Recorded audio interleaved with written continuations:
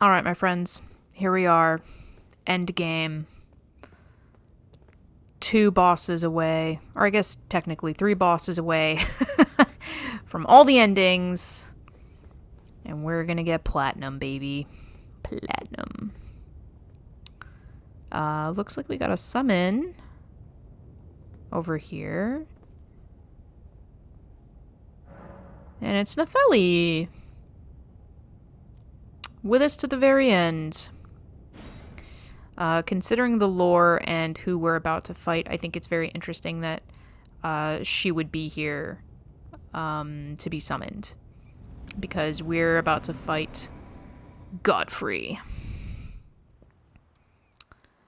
Who, before becoming Godfrey, was also known as Hoarah, and definitely a ancestor of Nepheli.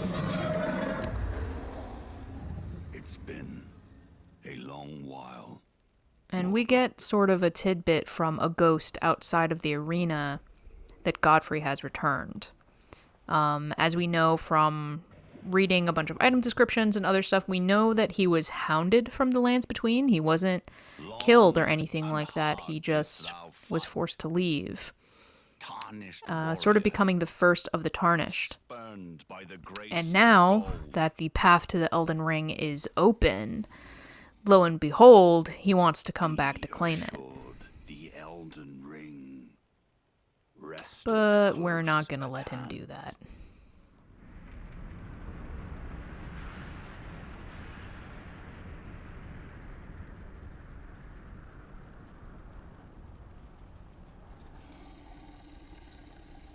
Alas, I am returned.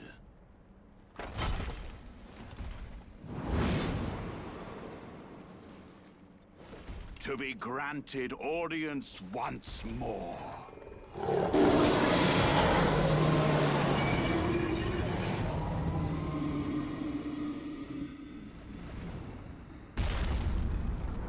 Upon my name as Godfrey, the first Elden Lord.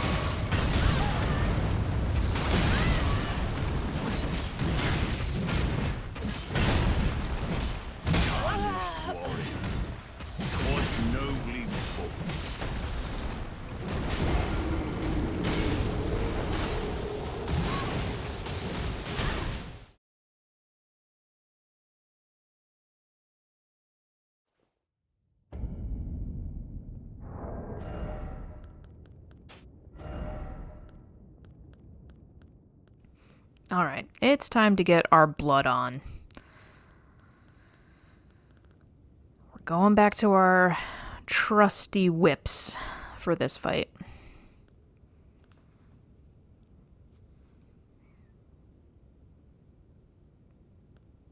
Just go through our medallions. Definitely should get the Rotted Wing Sword insignia on there for successive attacks. And we're going to change our loadouts.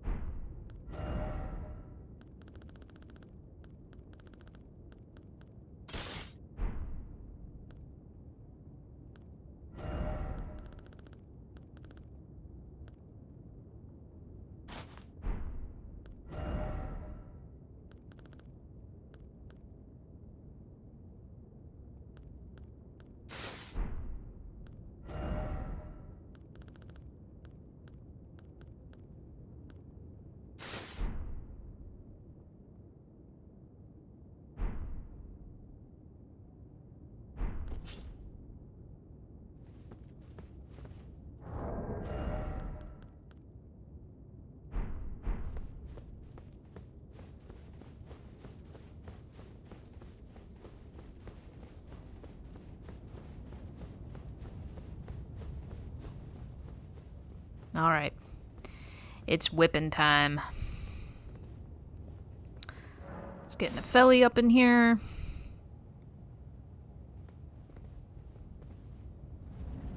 Get our Mimic right off the bat.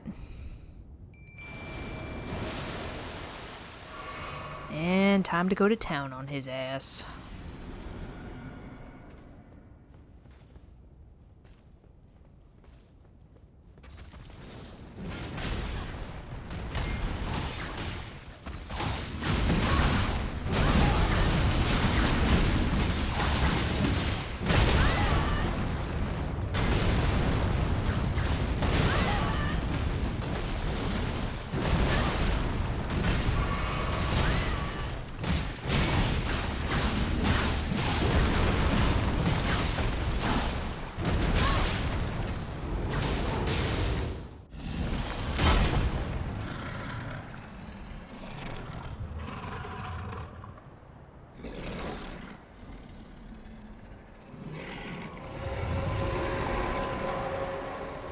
That will be all. Thou didst me good service, Siraj.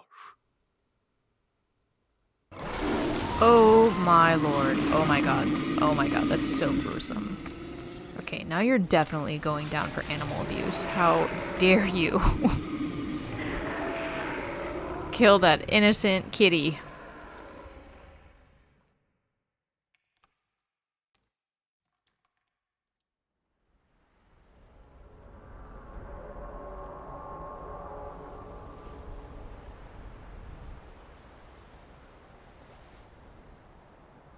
I've given thee courtesy enough.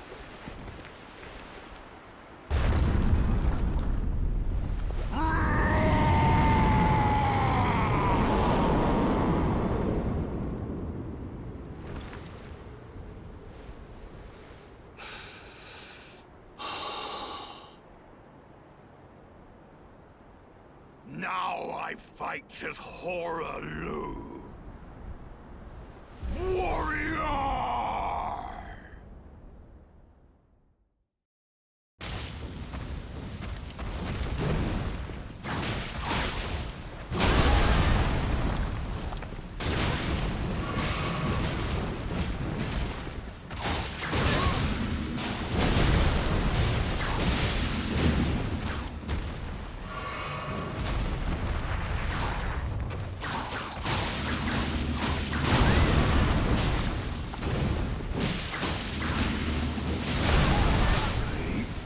Tarnished. Thy strength befits a crown.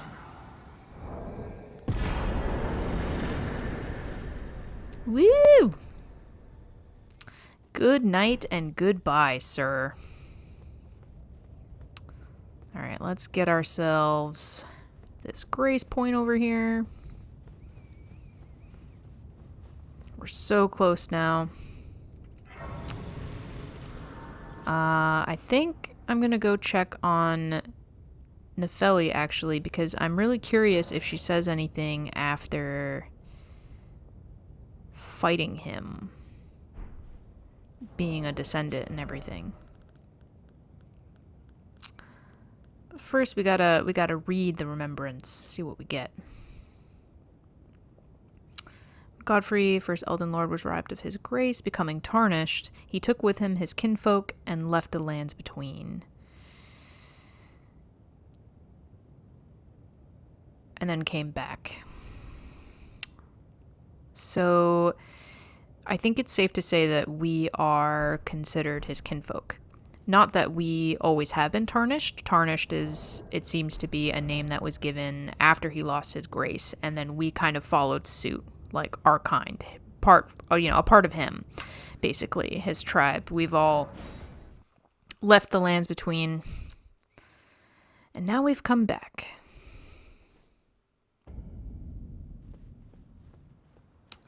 At this point, Nefeli should be the rightful ruler of Stormvale if you've kind of finished her questline. So she can be found here with Kenneth Haight. Do you give us new dialogue? to summon No, the storm. you do not. But your guidance and your fight surely lie elsewhere. Well, that's a bummer. Homeboy in the corner there will also sell you a lot of good stuff, including a few ancient dragon stones.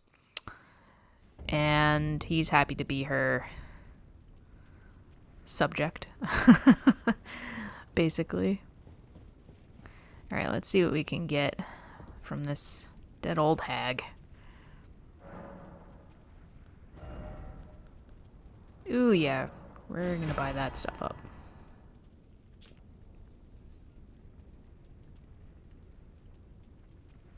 When his last worthy enemy fell, and it was then, as the story is told, that the hue of Lord Godfrey's eyes faded.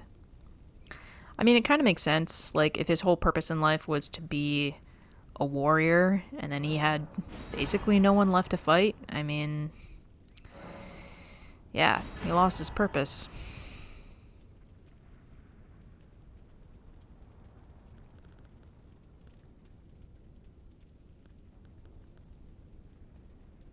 Buy those greaves. And I think we bought everything. I think I might go with the Ash of War. I don't really think I need or want another weapon, but we should at least read it. Weapon of Godfrey, Elden Lord. Broken in the battle, fought as leader of the Tarnished during the Long March. This weapon is symbolic of Godfrey's vow to conduct himself as a lord, later becoming an emblem of the Golden Lineage. Yeah, we're gonna take the ash. Alright, peace out. Let's go get ourselves our first ending.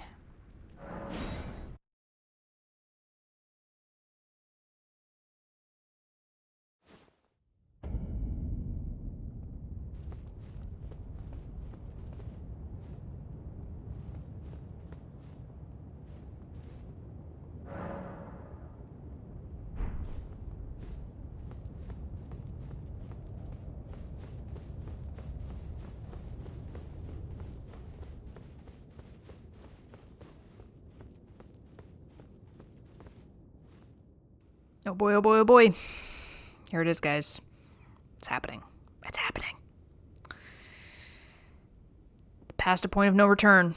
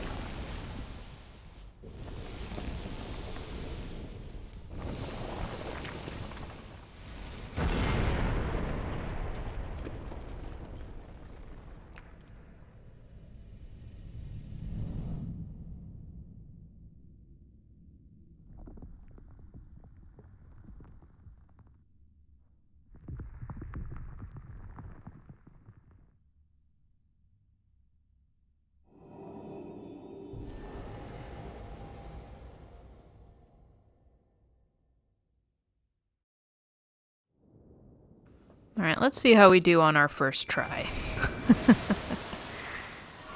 He's supposed to be immune to hemorrhage, apparently, but I'm not gonna let that stop me.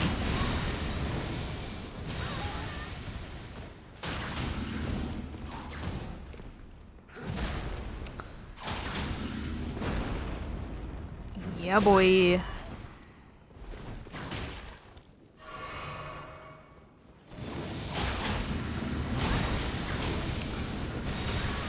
So it says that he's immune. However, we're still getting the buff, even though it's not for very long. It's a very quick buff. And I don't know if that's just game mechanics, but like it seems like we're getting the buff. And I don't know, it could be the insignia buff actually for successive attacks. But I feel like it's taking a big chunk. And it's lasting for a while. So maybe he doesn't technically bleed, but I think he still gets affected by it. 'Cause homie went down quick.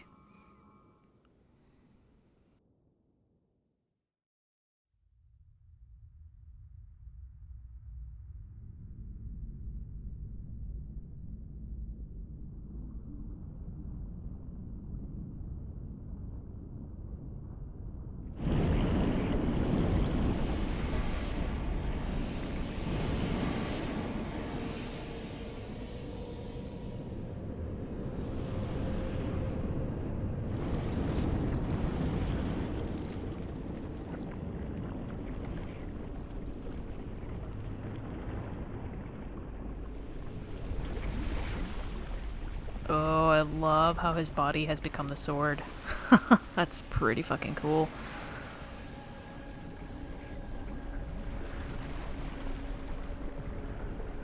This boss definitely reminds me of the sort of celestial flowers, that kind of enemy in Bloodborne. Especially with that. That's very reminiscent of it. Releasing the stars in the cosmos.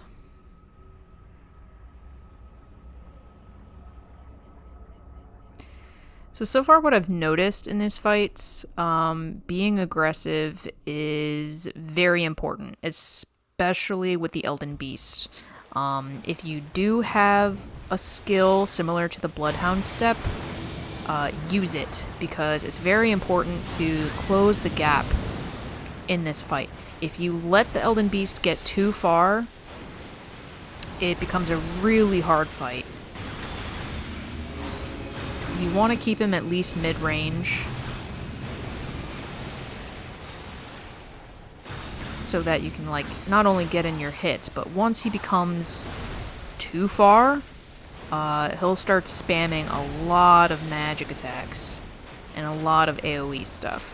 And he's actually much harder from that distance. So anything you can use to sort of close that gap skill-wise is really good. So I find this fight to be more annoying than anything. Not that it's necessarily hard, it's just if you don't mind that gap and you give him too much recovery time, I mean, he'll just be slipping and sliding around you all day. And he becomes really hard, because by the time you get to him, you've used up most of your stamina. Like, you can see my stamina, like, I'm trying to rely mostly on the Bloodhound step, because just by running, by the time you reach him, it's like half your stamina, and then you have to dodge any of the magic attacks or anything like that, and then when he's finally staying still long enough, you probably have enough stamina for like one hit. So, yeah. I think for this fight, you either need a really good stamina bar or stuff that's going to replenish your stamina. Because it's just a lot of bullshit. It's a lot of shit. Yeah, he'll do that attack a lot if you're too far from him. He'll start doing a lot of ranged spells. He just becomes a total dick. Ooh, yeah. And he'll use those sword attacks, too. Where it's kind of like the Moonlight Greatsword. He just sort of spams all these attack blasts from his sword. So you want to be aggressive, you want to try and get by. Honestly, Bloodhound Step is a saving grace in this fight. Absolute saving grace. Also using the Haligdrake talismans for negation of holy damage will really come in handy.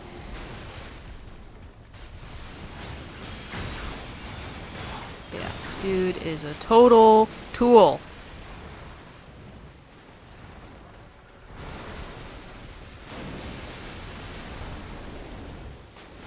Mostly spending the fight running after him, so...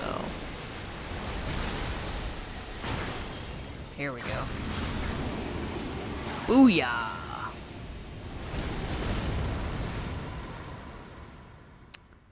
Too fast, boy.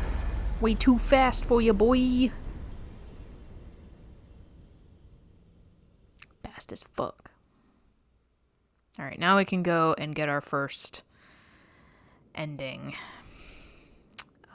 Which, for us, is going to be... I think we're going to do Ranni first. So... Make sure I have this grace touched. Boop. And now we're gonna go see our waifu.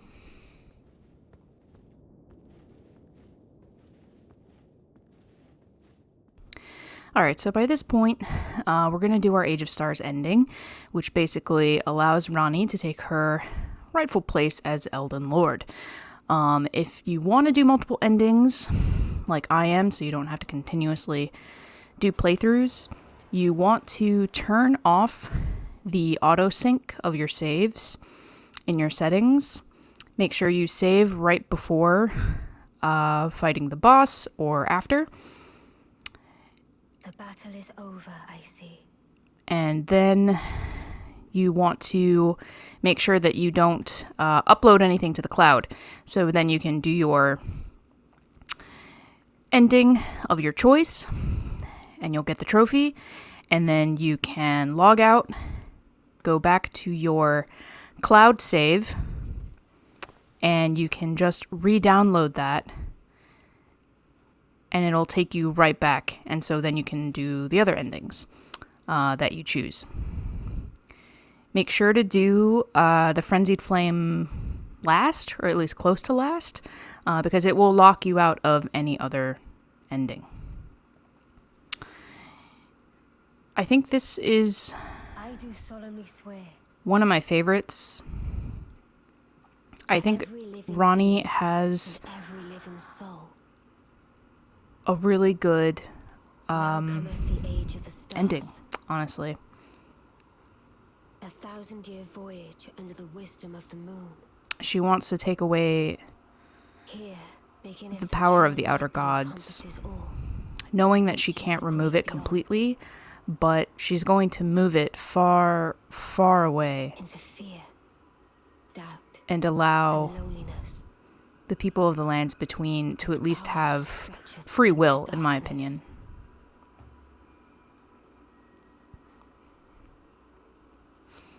And we get to go on a 1,000-year honeymoon with her, so hell yeah.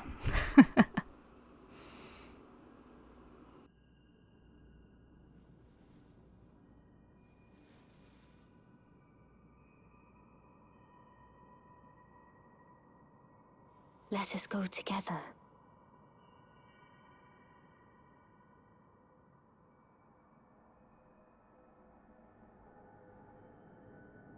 My dear consort eternal.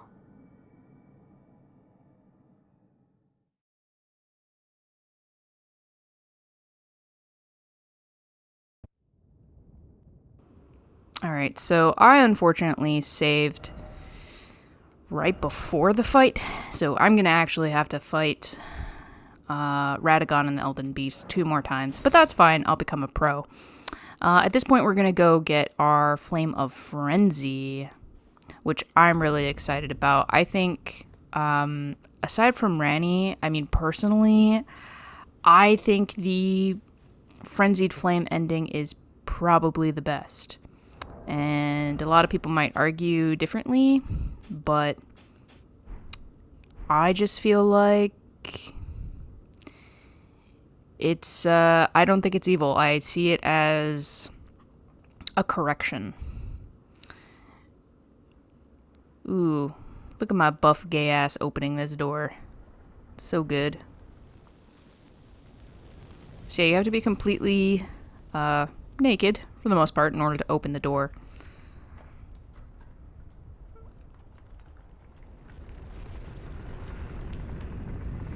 So cool.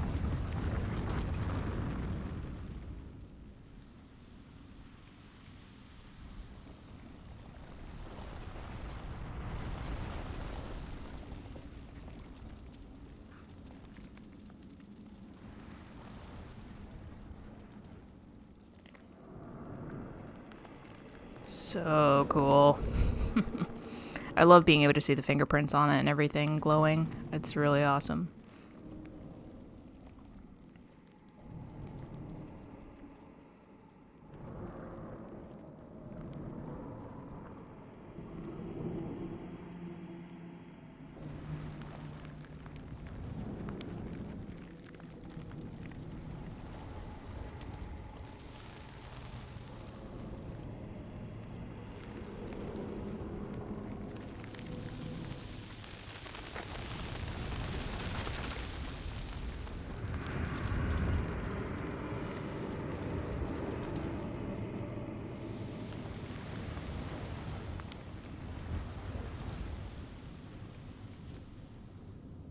I love that so much. It's so epic.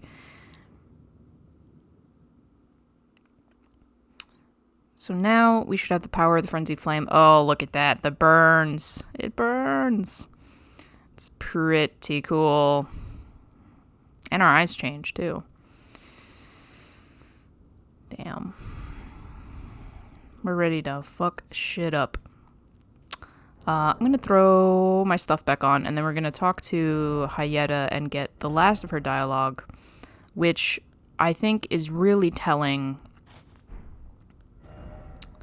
of the lore of the Three Fingers and, like, versus the Two Fingers in general. I also think it's really interesting that we only encounter one Three Finger,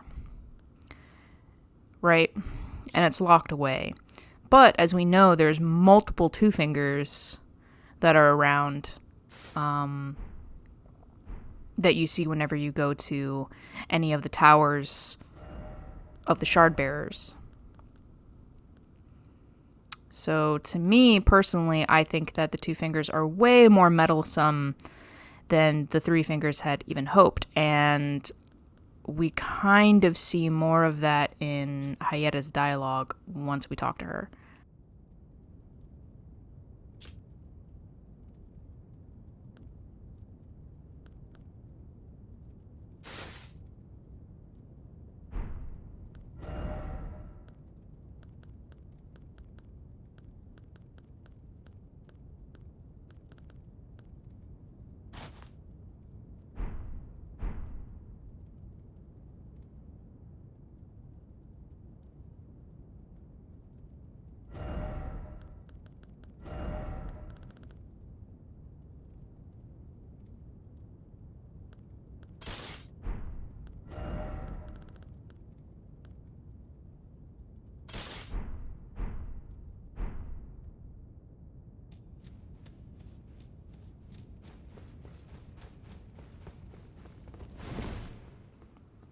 Hayeta, baby.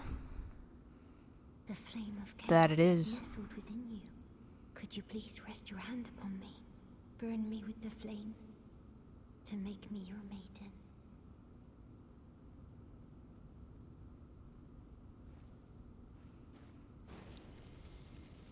Oh, it burns. My eyes, they're melting. Oh, God.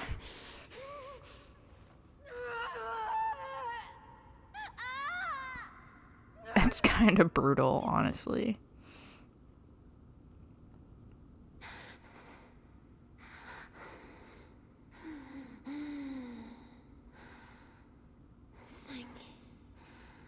Thank you. I have touched them. The words of the Three Fingers. As your maiden, Allow me to divine them. All that there is came from the one great. Then came fractures, and births, and souls. But the greater will made a mistake. Torment, despair, affliction, every sin, every curse, every one born of the mistake. And so, what was borrowed must be returned, melted all away with the yellow chaos flame. See, I really like this explanation. Is one again. And it makes a lot of sense considering everything that we've seen, like all the afflictions in this world, basically, to be the fault of the Three Fingers. So I think the best thing to do is to melt it all away, because it's not going to get better. We're only going to either uphold the status quo or make it something different. So I wanted to come back to the merchants to see if they said anything different to us now that we're the Lord of Frenzy. But they don't, and it kind of sucks. I wish they did. I think that would have been really cool considering like their history and everything and how we find them and, you know, how they summoned the Frenzied Flame. It would have been cool to see them sort of acknowledge us in some sort of secret way, but they don't. All right, now we're going to go get our King of Frenzied Flame ending, which I think is honestly my favorite. I think it's really, really powerful and fitting for this game to end. I think it's a really fitting way for it to end. I also think it's really interesting if you read stuff about the prophets, right? A lot of them end up being banished for one main reason, because they see a prophecy of flame. They see maybe not necessarily Erdtree burning, but they see sort of a flame arising. And every time they get this vision, they're cast out. Hence why you also see the blindfolds. And I just feel like the Frenzied Flame ending is what's meant to be. Like, if that's what's prophesized, I think that this is what's truly meant to be, is to melt it all down and let something else be reborn. Because in this way, I feel like the Outer Gods can't really meddle, because there's nothing to meddle with. There's literally nothing left. It's all going to be melted away back to its original primordial form. And it looks epic as fuck.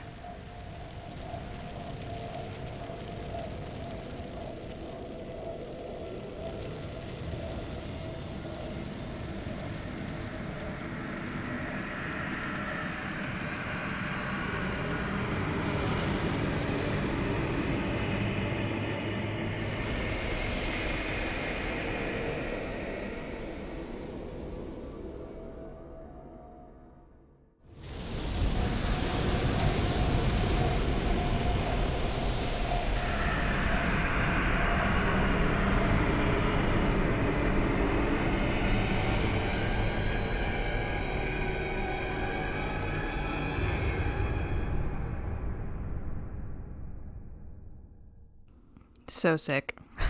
Such a cool ending. All right, and now we finally get our last one for the trophy. I think I'm going to choose to just mend the Elden Ring. I don't know if by mending it with the rune of the Death Prince, if that will still get us the Elden Lord ending. It probably could, but I already killed the Elden Beast 3 times, and I don't want to do it again, so just to be on the safe side, we're going to mend it the normal way so we can get the trophy. And maybe New Game Plus or something. We can always do the other ending, and see how that goes.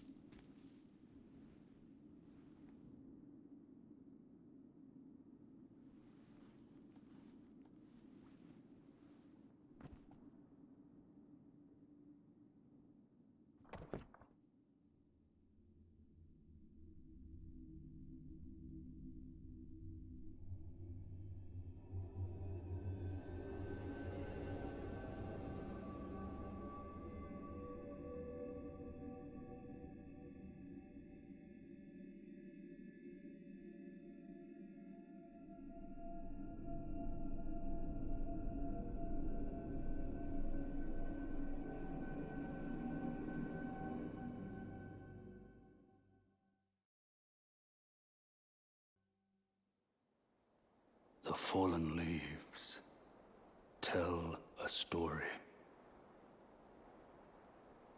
of how a Tarnished became Elden Lord. In our home, across the fog, the lands between.